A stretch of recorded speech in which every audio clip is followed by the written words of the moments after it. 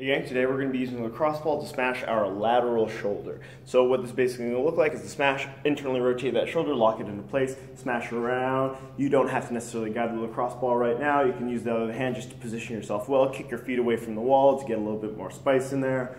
And then for the second 2 minutes, you'll floss around by unlocking that arm, internally, externally rotating, robot arm, or just kind of freestyling, hitting that shoulder head in any way that feels pretty good.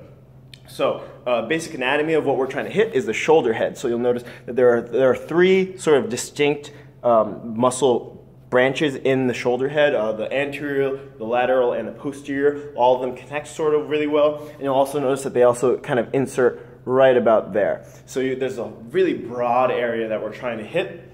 And when you go overhead, all different, as you push in different ranges of motion in different lateral planes, or in different planes of motion, they different shoulder heads work, so you want to make sure you hit all of them, give them all some good love, because they're sort of like if you think of them in a broad sense, they are like the glute of the upper limb. They do a lot of work, a lot of pushing, a lot of pulling for you. So in terms of general points of performance for this and execution, we're going to spend the first 2 minutes locked in a smashing position. When you do so, you want to make sure you're in a good posture. You don't want to be sunken in, gross, chin to chest, all trying to smash around like this. You want to be in a nice proud chest, keep the collarbones down, away from the ear. I like to move my neck around because there's a lot of the scalenes connect into the like right around the clavicle, and a lot of fascia can get really gross and connected, so it's a very good benefit to move that neck around during the smashing phase especially.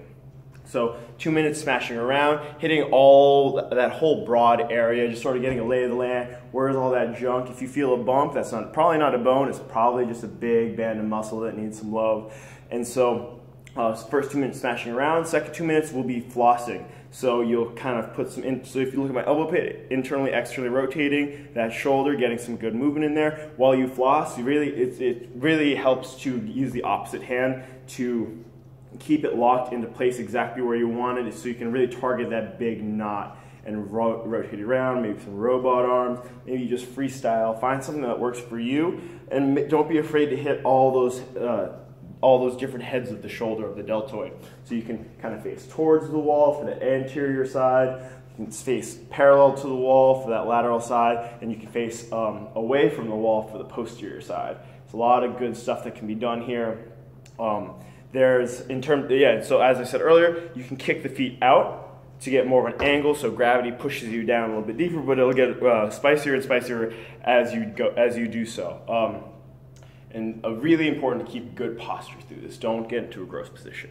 In terms of general prescriptions, I would do this anytime before you go overhead. If after going overhead, your shoulders just feel junky, tight, it's like really, you have to work, or there's a knot in those shoulders as you hit that overhead position, or maybe have to banana back in order to get that position. Their shoulders do a lot of work for you, so it's time to give some love back to them. Anytime you do loss of range of motion, or if your shoulders just don't feel very good.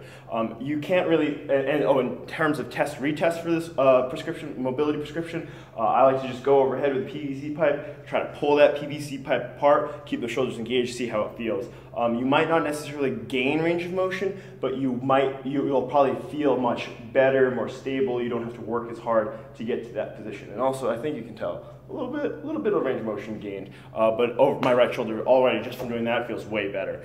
So quick review: 2 minutes smashing in a internally rotated position, locked in this place. You can smash around. Your other hand is free to kind of guide it around, and then 2 minutes flossing around. It's really important to guide that lacrosse ball around, kick those feet out if you want some extra spice, and freestyle a little bit. Sort of find what works for your shoulder. Everybody's shoulder is a little bit different, and everybody moves a little bit differently. Enjoy.